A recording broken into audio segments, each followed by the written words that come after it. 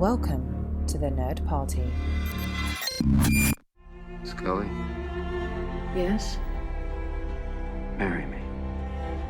I love you and I like you. I love you and I like you. I love that woman. I love her more than sharks love blood. I love you. You don't. Hello and welcome to Nerd Nuptial episode 11.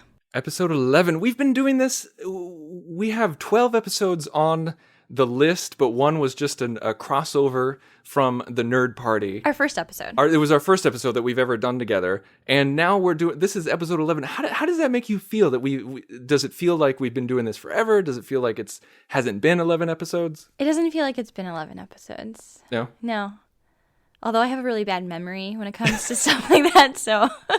So for all you know, we could have been doing this for years. Yeah, it's true.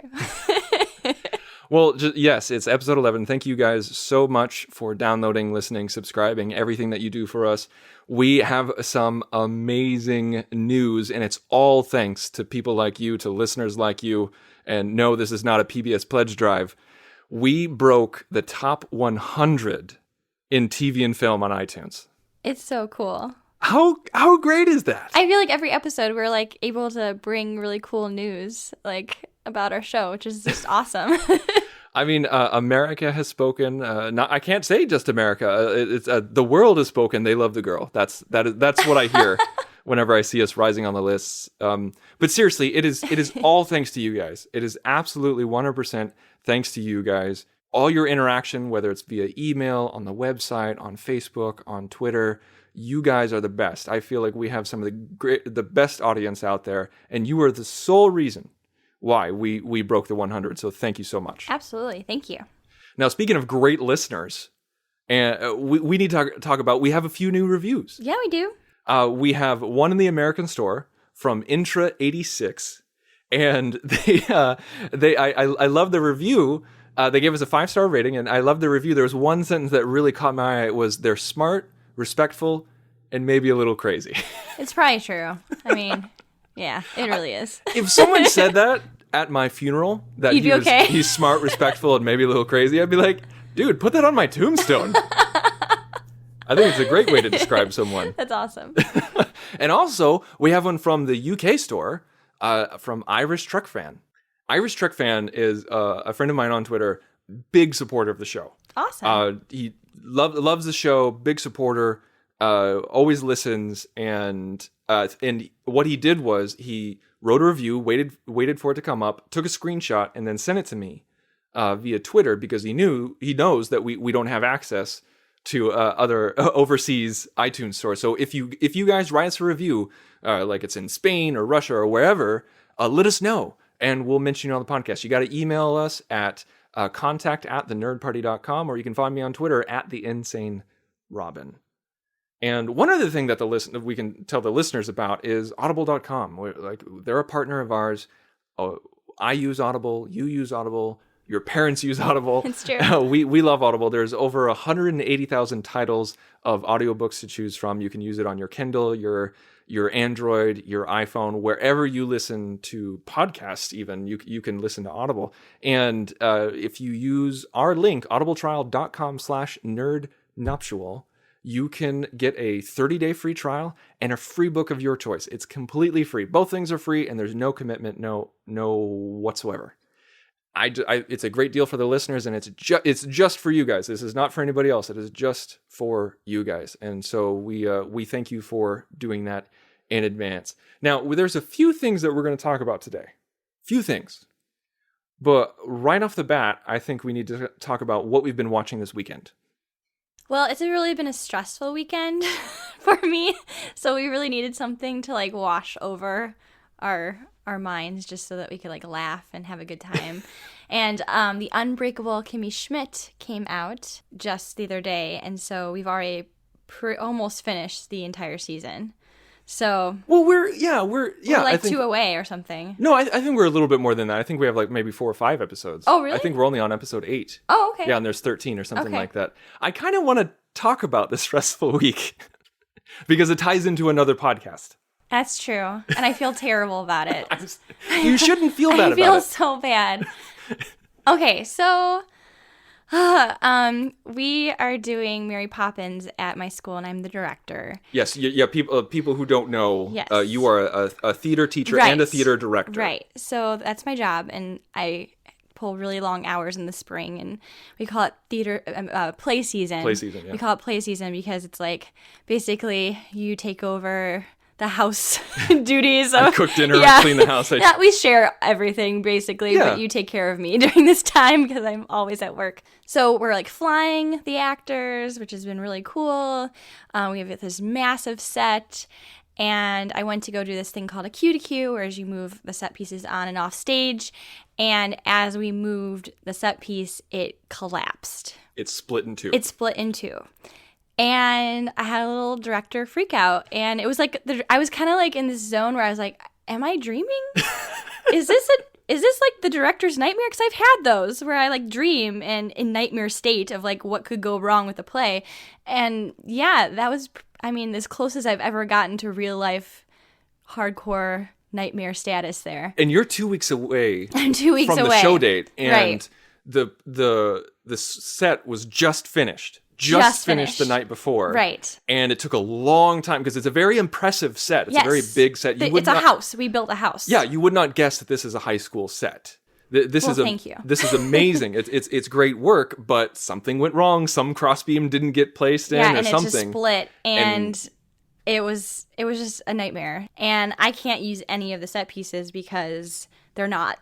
I can't put kids on them. Yeah. So I texted you and I said, I need you. Emergency. Emergency. I need you here.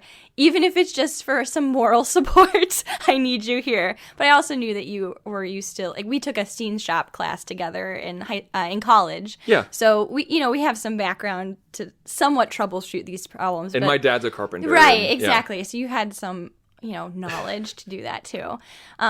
But I was just like, I don't know what to do anymore. And when you sent me that, because first you called me, and I couldn't pick up. Because you were in the middle of a podcast. I was in the middle of the podcast. That's why we're telling this long story, is because I was in the middle of the podcast. I was recording the Senate floor, and it was the first episode of its kind. We had, it was me, Matt Hansen, and Lee Hutchison for the first time together, all three of us, and we were doing a movie commentary on Captain America, the Winter Soldier, in anticipation of Civil War coming up soon. And you were so excited about doing this. And I knew that you were right in the middle of it when I called. I think it was probably, you started at 11. Yeah. And I probably called or texted you around like 12:30. Maybe 12. It was earlier. Really? Was no, it? No, you're right. It was Okay. around 12:30 because we got started a little late because we didn't start recording till like 11:20, 11:30, something like that. And it was live to tape, so it's like one of those situations where, crap. That's the thing, is like you during a commentary, you can't cut anything out because if you cut Exactly. anything out, you cut out the time and it doesn't match up with the video. Exactly. And so And two other people are relying on you. and so I felt so bad because just apropos of absolutely nothing to the listeners and to the other hosts, I said, "Hey, sorry guys, but I gotta go." Which I greatly appreciate because I don't think we could have gotten it done without you. And I deeply apologize to the listeners of the Senate floor and Matt and Lee because I needed you at that moment. You needed to be the theater husband. And I'm so glad that you actually did come. And I kept texting you being like, no, don't come. It's okay. It's okay. But, I already internally, logged off, yeah. I know, internally I'm just screaming inside and needing just needing you there. But you were like all over that set with, your drill and Well, it helping the kids. Very often, like as a nerd, and as like I'm a video producer. My job is I'm a video producer, and the most most physical I get in my work is I carry some lights. That's it. Right. And so the opportunity to build something and create something, and like I just helped out, but it was really satisfying. I feel like we as nerds, because I feel like a lot of us nerds have a lot of desk jobs. I feel like we sit on our butts all day, and I can't speak for everybody. No. There's a lot of my nerd friends. I mean, they have jobs like I do. Some are paralegals, some do accounting. Some do hiring. And everything like that. And it's just and we exist online. So like we're on our phones or we're on our computers, but it was just coming home sore Yeah. and coming home knowing that I physically built something, not just like building a podcasting network or making a really cool video. That's still building something, but physically building something. Like you can see it on stage. Yes, you can see it in real life. It was really satisfying. And I definitely recommend it to the listeners who, like, if you have a desk job or if you don't have a creative outlet, try building something. Like even if it's just like something as small as a chair or like a dog bowl for your pet. Why would you build a dog bowl? I once built a dog bowl holder, I should say. Okay. I don't know why I said dog bowl. Because my dog was getting old. Oh, okay. And so like he couldn't put his head down so far, and so I put it on a stand. Well, now that makes me sad. Yeah, okay. You should feel bad. So there you go. Yeah, you it made is fun sad. of my dog bowl holder. I'm sorry. It is satisfying, and Yeah. it's really a good experience for the kids. And so, I apologize, listeners of the Senate floor. It was a crazy weekend. That being said, it ended that we felt really accomplished. We were victorious. We were. We got everything done, and Yeah, you came to me and you're like, "Sweetie, you know that we're going to be here all night." I know, I did. That, right? I and said we got that. out at 5. It's true. We And it's all worked thanks- our butts off. Yeah, all thanks to Yeah. the kids. Yeah, absolutely. All right, well, now that you guys are up to date. I was going to say, so the reason why I needed something to wash over me and just laugh and like I needed that feel, that moment when you're like, I need that feeling of laughter, like a full body shake laughter.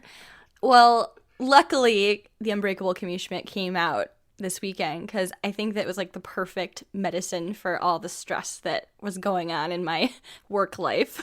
It really was, Right? because you and I have sometimes very highfalutin movie tastes. So we're pretentious sometimes. Yeah, our friends and family would say we're snobs, we're pretentious, Sure. and we've talked about this on the network before.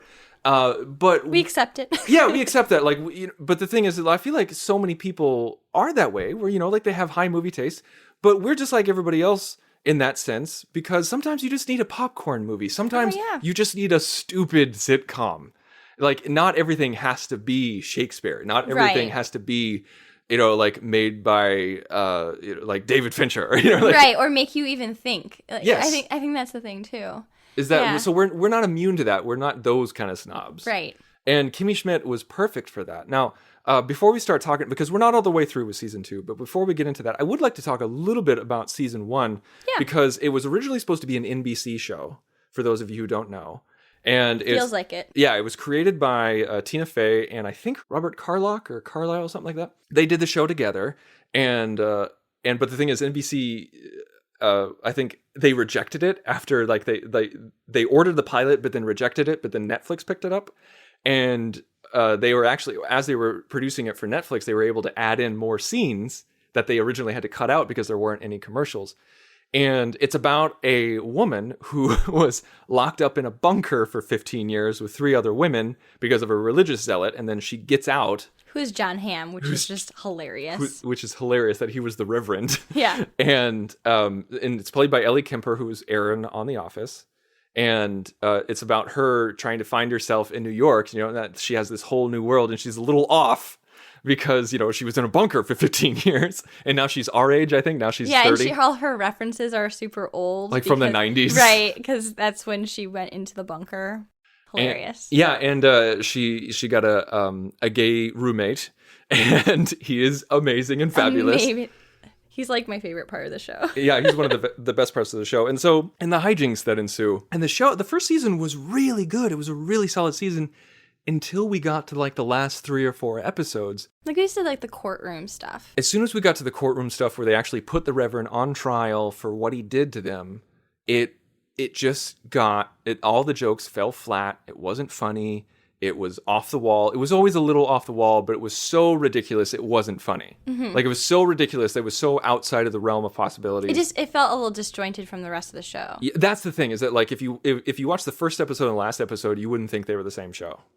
Yeah, I mean... Well, that might be an exaggeration. Maybe an exaggeration, but I feel like it was a big change. Yeah. You definitely could see the change throughout. But with season 2, I feel like, again, we're not all the way through it yet, but I feel like we have a little bit more consistency in season 2. There are still some episodes where you're like, those weren't too good, but I was actually just talking about this with your mom, about how...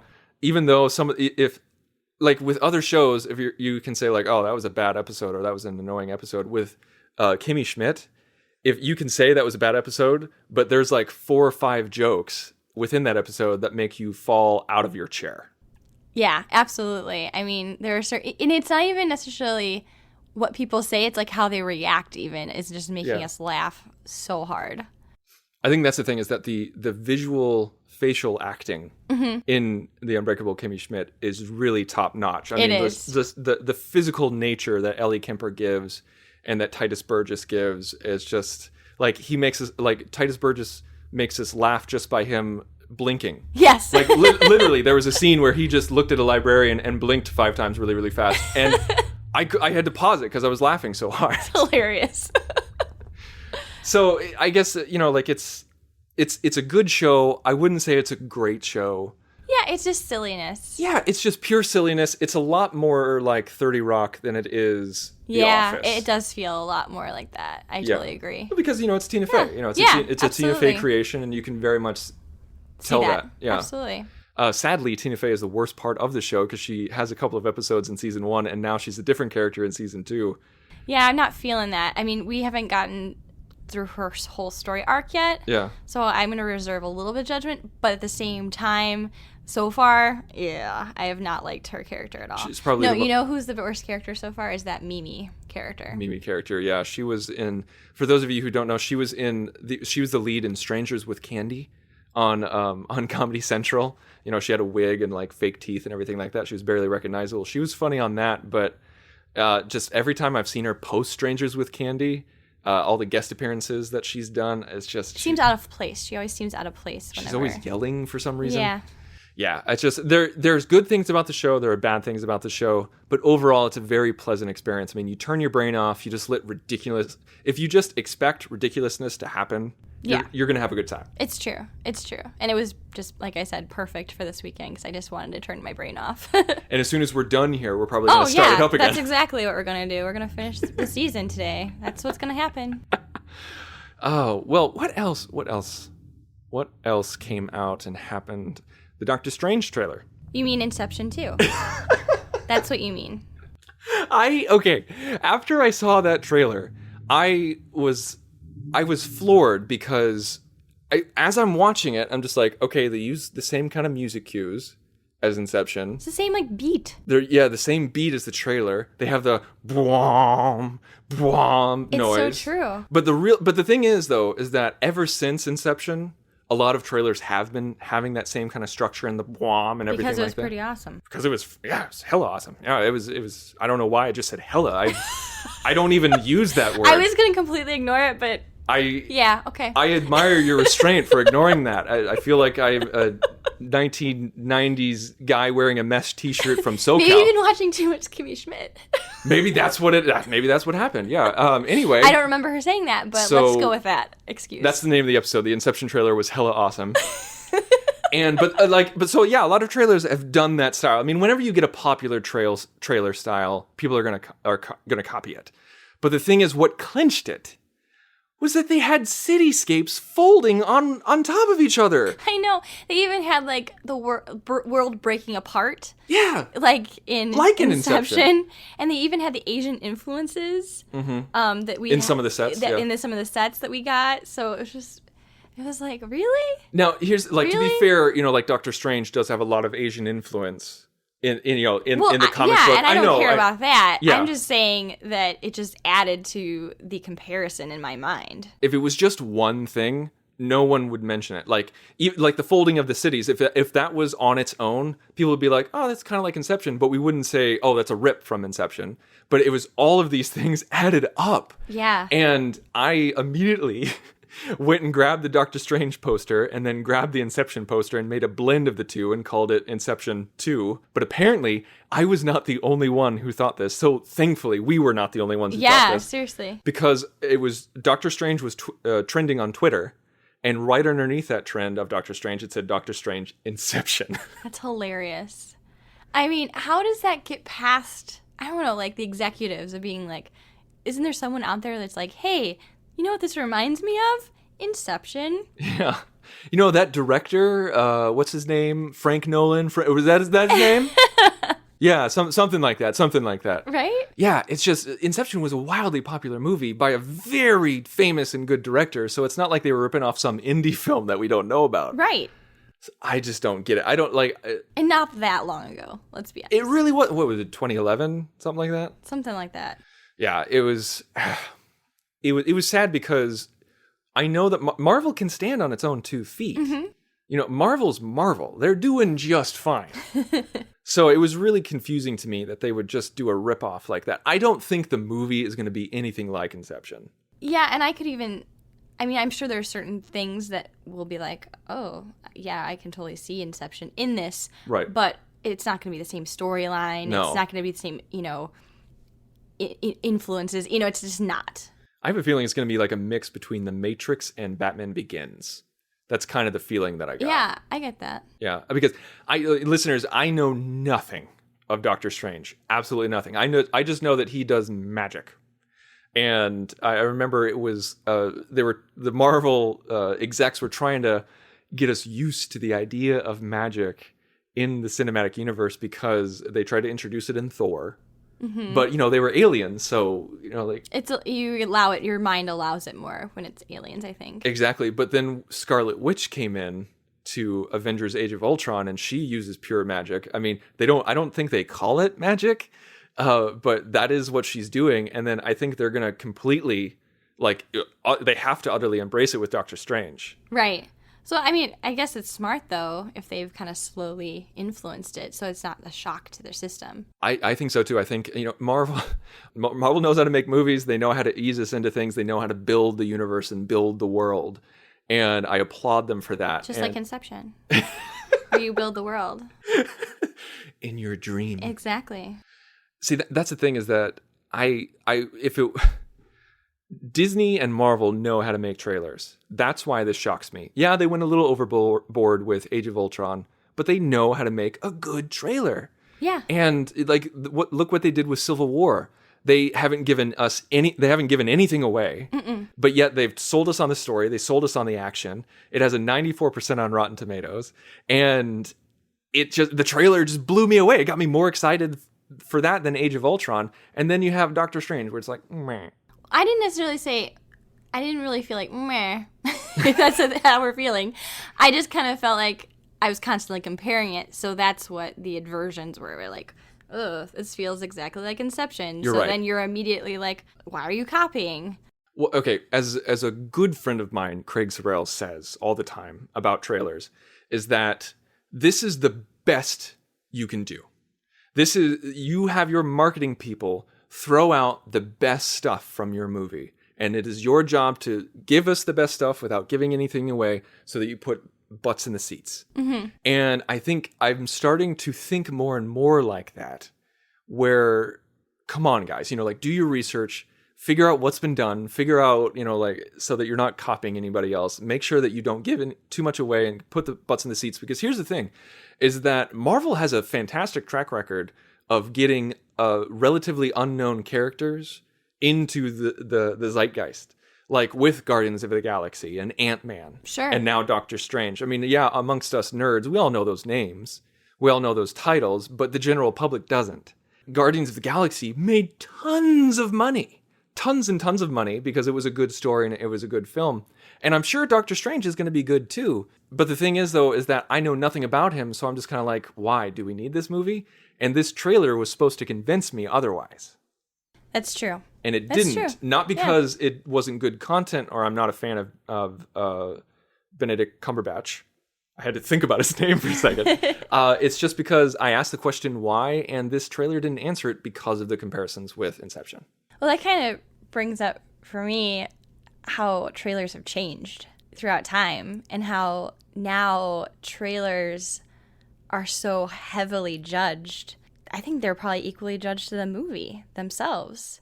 I think you're right. Let's talk about that. Let's talk about how we as the nerd community see trailers and judge trailers and let us influence us, because it's really funny. We were watching, we were watching some Hitchcock film a while back, and we went to the special features on the Blu-ray, and it had the trailer, and the trailer was like 5 minutes long.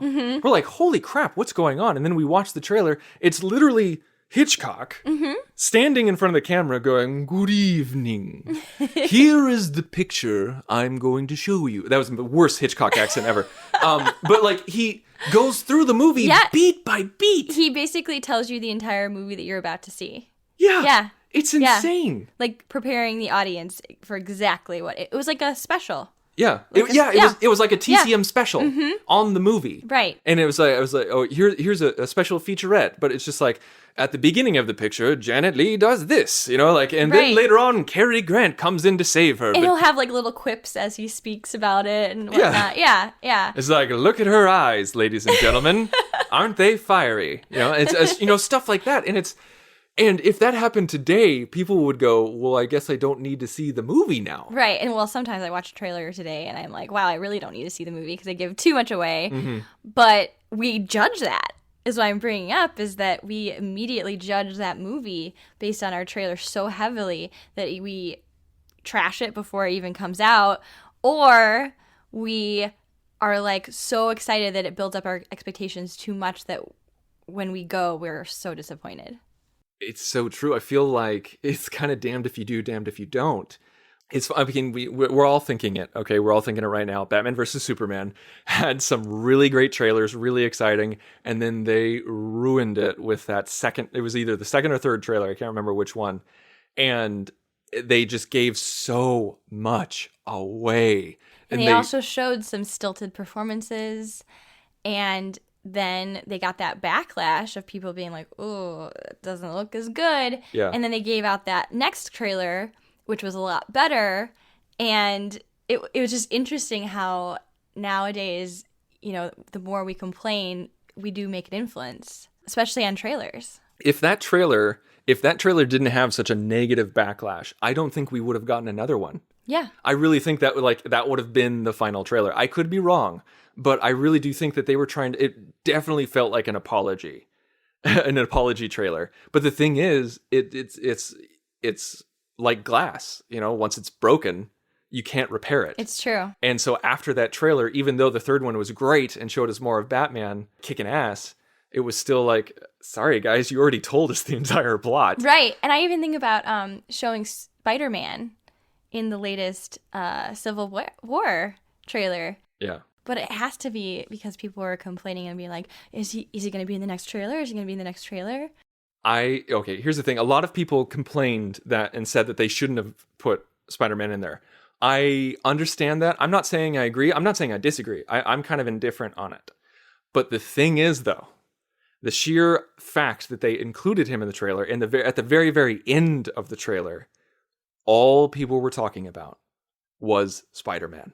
That is all anybody talked about when the trailer was released. There was photos of him all over Twitter, all over Facebook, all over the geek sites. It was everywhere. And I guarantee you, if Spider-Man was not in that trailer and it was, we need to wait for the movie, that trailer that they produced, that final trailer, would not have gotten anywhere near as much buzz as it did with Spider-Man. That's true. And I mean, I'm sure that's a strategy. Let's reveal this character at this time so that we get back in the public's eye.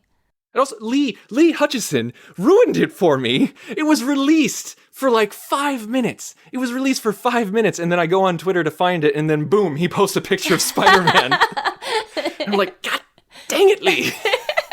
That's funny. That's really funny. But yeah, it was a definite marketing strategy, and like whether you agree with it or not, it worked. Oh yeah, because guess what people were talking about? Exactly. Now, do you remember in the 90s? When we started, I feel like when I was a wee lass. When a wee lass and a wee lad, this kind of goes through ebb and flows and peaks and valleys and everything like that with trailers. There's trends, there's styles and everything like that. And I remember like we got really esoteric in the 70s where you're like, well, what the hell is that movie about? Like we don't even know. And then they started over-explaining in the 80s a little bit. And then they kind of, in the late 80s, they had like just mindless cutting and action. And that's all that they were trying to sell is the vibe. And then when we got to the 90s, they started over-explaining again. With the voice, with the announcer voice. Yeah, with the announcer voice, Yeah. like, in a world Yeah. where Jennifer Aniston can't find a man. You know, like stuff like that. Right. That happened a lot in the 90s. And I remember there was a backlash, and please don't make fun of me, but when Godzilla came out, the one with, Hank Azaria, you know, that one? Yeah. And Matthew Broderick, that Yes, Godzilla. yes. They made a point not to show the monster. Oh. Like, not to show Godzilla. They would show I'd his forgotten tail. that, yeah. They would show his foot, but they wouldn't show his face or like a big chunk of his body. You only saw like 20% or even 10% of his body at a time. And a lot of people were talking about it. They're like, "Oh, they're not showing the monster. You know, they're not showing it." So, you know, like, what does that mean? What is he going to look like? You know, and like, you never saw it in any of the merchandise or anything like that. And so it got people talking about it. Mm-hmm. Now, it was a horrible movie. Very horrible movie, and it was not worth the celluloid that it was printed on, but the trailer got people talking because we kind of reintroduced the idea of not giving away everything. Yeah. And I do feel like we go through peaks and valleys of that, of where, you know, we go back and forth. It's like a pendulum of we show too much or we show not enough, or, you know, like I think we've talked about it before on the show, we have the teaser to the teaser type trailer. That's a new thing. And I feel like it's almost getting out of control. I feel like we have so many trailers by the time the movie comes out that, like I said before, our expectations are either realistic or way too high, or I don't know. Like, I feel like we've seen so much leading up to it that why can't we just kind of wait and see the movie? I miss those days. I mean, as much as I love the internet, as much as I love the community, and I love being able to watch trailers over and over again at my whim, I miss the days of going into a theater and seeing a trailer I've never seen before. Yeah, that doesn't happen anymore. No, it doesn't. And it's my own fault. We have one friend who actually does, he like, whenever we talk about a trailer, he says, I don't watch trailers. Really? I don't remember that. One of our friends does that, and we're like, really? You don't want to see this trailer? Oh, I remember now. Yeah. That's weird. No, that's weird. Yeah, but I mean, I don't think he lives online like you do. But sounded a little like a dig there, but it's cool. It's cool. Whatever. I'm just saying that, you know, some people want to, but they would have to actively try not to see a trailer. Yes, nowadays. That's true. That's true. Yes, nowadays you have to actively try not to see a trailer. Right. But I remember going to the theater as a child and I'd be like, "Oh, holy crap, they're coming out with a Jurassic Park sequel," or, you know, it's just like, "I didn't know they were making that movie." Right. You know, there's so much excitement, and you didn't know until it got made or until it was in post production. And because I didn't read the trades, you know, like there was no such thing as the internet. Nowadays, we know when people are talked to about coming on to the movie. Like just the other day, like there was an announcement that Michael Keaton was in talks to be the bad guy in the next Spider-Man film. I was like, if we're in talks. Right. Okay, if we get down to that nitty-gritty of a level of involvement in the filmmaking process, you know, what hope does any movie have when it gets released? Yeah, I feel like I know it won't calm down, but it won't. I wish that it did. Because I feel like those days where we only had one trailer, those are completely gone. And I don't feel like it was that long ago. Well, we've always I shouldn't say always, but for a very long time, for as long as we've been alive, we've always had the 2-trailer model. Okay. It's the teaser trailer, right, which just is supposed to excite you right, about the film and not really give too much away. And then there was the trailer, the full trailer. Right. And that actually explains the story. And now we have trailer 1, trailer 2, trailer 3, trailer 4. And like you mentioned before, we have the teaser to the teaser, where it's 15 seconds or just one shot saying, "Oh, trailer dropping tomorrow." Just drop the trailer. Right.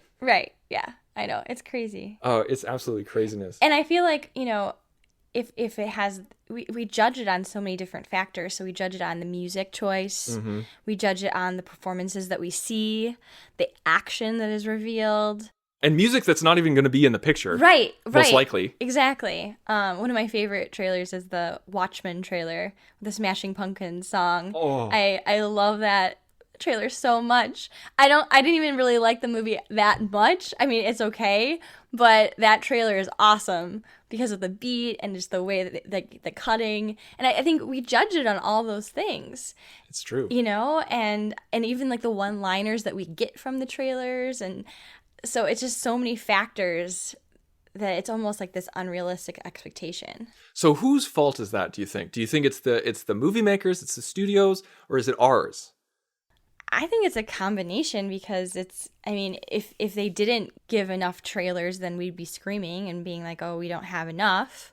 It's only can serve the studio if you think about it. Yeah. Because, again, like you talked about with the Spider-Man deal, we're in their minds. Yeah, well, I mean, like they're constantly thinking about fan reaction, not just upon, it used to be like upon movie release, like how are the fans going to react to the movie? Now it's how are the fans going to react to this poster? How are the fans going to react to this trailer? It's one of those things where it's just becoming a little out of control, I feel. I think so too. I think it's a little weird how much influence all this has. I mean, I'm in marketing, and so I can't talk too much crap about it because I recognize that it's important, it's needed, and not everybody can do it. Like people think that monkeys can do this and they can't. Like it takes strategy, it takes skill to navigate the waters of millions of people. And hey, I've watched Mad Men, it's cool. Like what's what. I know what's what. I totally understand the whole world because of that. I know how to fight. I watch Rocky. Exactly. But yeah, it's I think the studios cater to us, but we also give them that power. Oh yeah. Because we're screaming for it, but they also give it to us. Exactly. So like if we screamed for it, but they didn't, and they just went back to the 2 teaser trailer model, then there's literally nothing we could do about it. It's true. Just complain. True. Well, it kind of goes back to our conversation about the petition. It's one of those. It's this cycle of they give us the power to help them, or not necessarily help them, but influence their decisions because they want to give the public what they want. But sometimes is that a good decision? Mm-hmm. I don't know. It's really funny that you talk about that and bring that up because just the other day I was on a Star Trek website and I was reading about the new show, and I went down to the comment section, which is my own fault. I was going to say, why would you do that? I don't know. It's because I'm a glutton for punishment. But I went down to the comic section, and this guy was saying, he's like, it's absolutely, like, he said, CBS needs to stop pissing people off. I was like, I can't believe that we don't even have a poster, we don't have a trailer, we don't have any kind of news yet. And I'm like, what do you expect? They haven't even written it. They haven't even written it yet. For real? Yes, they've been having production meetings, pre-production meetings. There's no script. There's no casting. There's no art direction. Wow. There's nothing. It's coming out next year. Wow. Yeah, and people are complaining. Here's the thing. I'm getting a high voice. This is what you guys are doing to me. Well, first of all, you should not read comment sections of anything. I know, it's my own fault. Because that's where crazy people live. But I feel like, it's one of those things where studios, I'm sure, feel like, okay, well, we do one thing and then, they complain, and we do the other thing and people complain. So there's no pleasing everyone. Yeah, that's what the internet does. It complains. Right. And I mean, but at the same time, you're fans, and so I'm glad that there's a voice. It's a double-edged sword because I love the nerd community. I freaking love you guys. If you're listening to my voice, I love you. I think you are a beautiful human being. And I love nerds so much because we analyze trailers. We comb what are we through doing trailers. Right now? Yeah, this is what we're doing. We do podcasts about trailers. Right. And because we're so in love with stories. Absolutely. We are begging for more and more stories, whether it comes in Netflix form, cinema form, TV form, it doesn't matter, internet form, it does not matter. We want stories, and so we're so obsessed with them that we will go shot by shot. I mean, I released a shot by shot analysis of Rogue One on the nerdparty.com. Oh, speaking of which, nerdparty.com is down right now. So if you're listening to my voice, it's probably down. Problem with the internet companies. It's a horrible mess that I'm not going to get into, but it will be back up by the time we have the next episode released. If you're looking for a back catalog, you can find us anywhere. You can find us on iTunes, Podbean, everywhere. You can also go to our temporary website at thenerdparty.weebly.com. That's weebly.com. So what I was saying is that, like, I love you guys. We analyze trailers and we make movies fun. And Absolutely. we, like, because we love movies so much, like, it makes the companies step up their game. Absolutely. In producing think content. about all the energy and the excitement that comes behind, these nerd-focused movies. I mean, we talk about them on our podcast. We are definitely going to go to them. We talk about them all the time. I just feel like you want to be served as a fan. You want to be appreciated as a fan. But I feel like there's sometimes expectations that just cannot be met. Yeah, you're right. You're absolutely right. That's why I'm saying it's a double-edged sword, is that, like, the studios need to up their game because we demand so much, but at the same time, maybe we shouldn't demand so much so that we don't. And it's not for the sake of the studios, it's for ourselves, because as you said before, like, it may taint our idea going into it, because if we invest so much in the trailer and we go to the movie and it's not the best thing that we've ever seen because it was the best trailer that we've ever seen, we're going to be disappointed, and the only person that hurts is you, because the company already has your money. It's true. It's true. Like, if you're seeing the movie, they have your money. It's true. And that's why I'm saying it doesn't hurt them. But, repeat viewing, word of mouth, whatever. We can get into that later. But I think that's the main thing that I want to bring up, is that, like, it's cool to analyze trailers. It's cool to be jazzed about trailers, just like we were jazzed with Rogue One. Oh, yeah. But the thing is, I don't want to go into Rogue One thinking it's going to be better than A New Hope. Right. Because it's not going to be. Or if they don't do certain things, then I'm going to be angry or that's a something key like thing that. right there. Like, especially with, like, speaking of Star Trek, when the Star Trek Beyond trailer came out, there was a huge backlash in the nerd community because they thought it was all action all the time and, no substance, because it's directed by the guy who did the Fast and Furious movies. And I understand that. I get where you guys are coming from. And when I first saw it, I was just kind of like, okay, I get it feels a little different, but, like, I wasn't really jazzed. But then I watched it again, started thinking about the concepts that they were playing with. And I was like, wow, okay, maybe I'm okay. But there are some people who just that initial reaction from that first teaser trailer, and a teaser trailer is just supposed to get you excited about the movie. It's not supposed to give away too much about story. It's just about action and adventure and everything like that.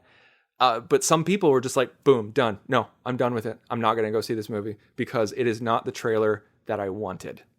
Right. Yeah. And I think that's a fine line of being a fan and having expectations of a franchise that you love so dearly, and at the same time just being happy that there is a movie coming out with the franchise that you love so dearly. I think that there's something to that. I think so too. I mean, I think I was able to make peace with it because you guys know that I did not like Star Trek Into Darkness. I've talked about it several times. I did not like it. But I was happy it was made. Right. Because the franchise is ongoing. Right. Things are happening. Well, same thing with the TV show. You're excited that it's happening. Absolutely. I am so excited that the TV show is happening. And if it's in the JJ verse, it's in the JJ verse. If it's in the Prime Universe, it's in the Prime Universe. If it's in something completely different, that's cool too.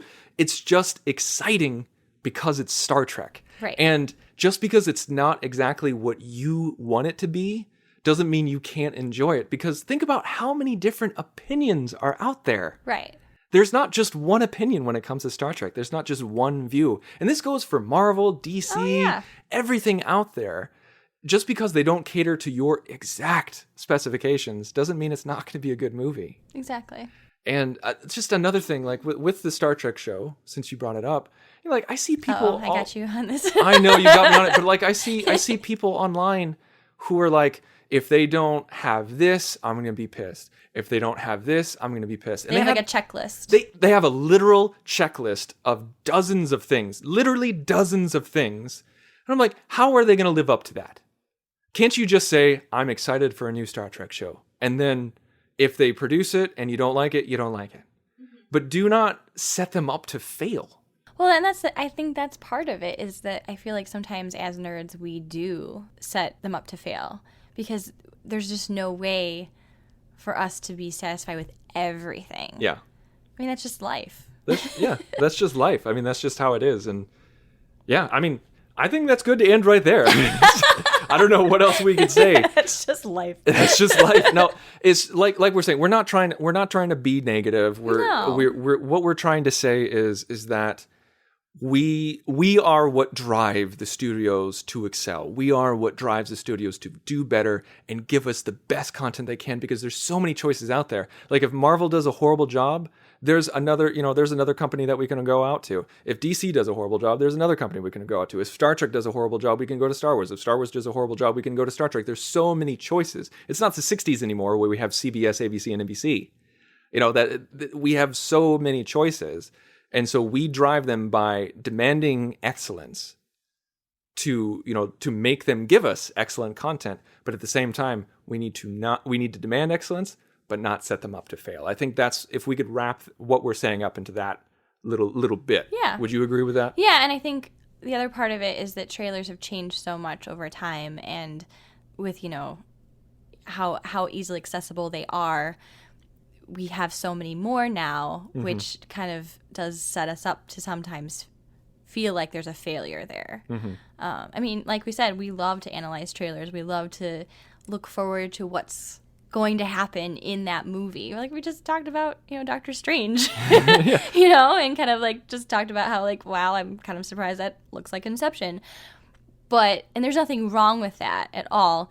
It's just kind of one of those things where I feel like, let's let it happen and see what happens. Yeah, exactly. Yeah, that's the thing, is that like I'm not gonna turn off from Doctor Strange because I know nothing about him, and so I have zero expectations. And the trailer hasn't told me yet, but maybe the next one will. I'm completely open to that, and I feel like we as a nerd community need to go back to that.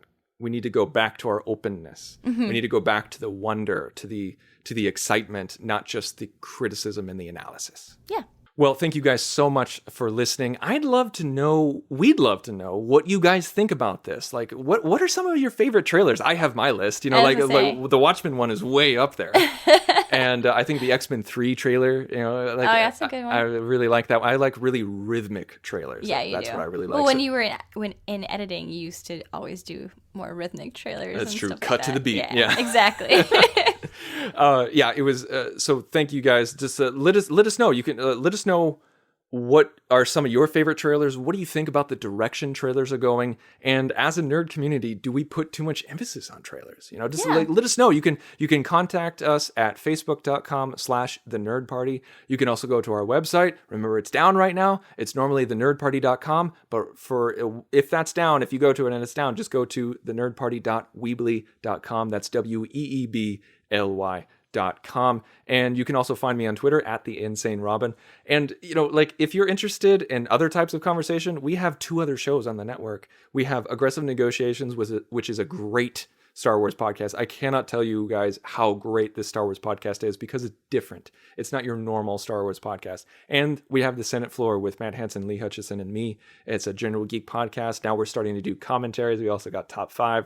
And so I just think that whatever you want, you will be able to find it on our network. And make sure to go to audibletrial.com/nerdnuptial. There you can get a free audiobook of your choice, and you get 30 days free trial. And it's going to be a good time no matter what. No requirement, no nothing. And make sure to leave us a review, and you'll get mentioned on the podcast. And I'm exhausted. Yeah. I think we should watch more Kimmy Schmidt. Let's watch more Kimmy Schmidt, because you know what? I love you. I know. Unbreakable, they alive, damn it. It's a miracle. Unbreakable, they alive, damn it. With females all strong and unbreakable, they alive, damn it. It's a miracle. Unbreakable, they alive, damn it. That's gonna be fascinating transition. Damn it.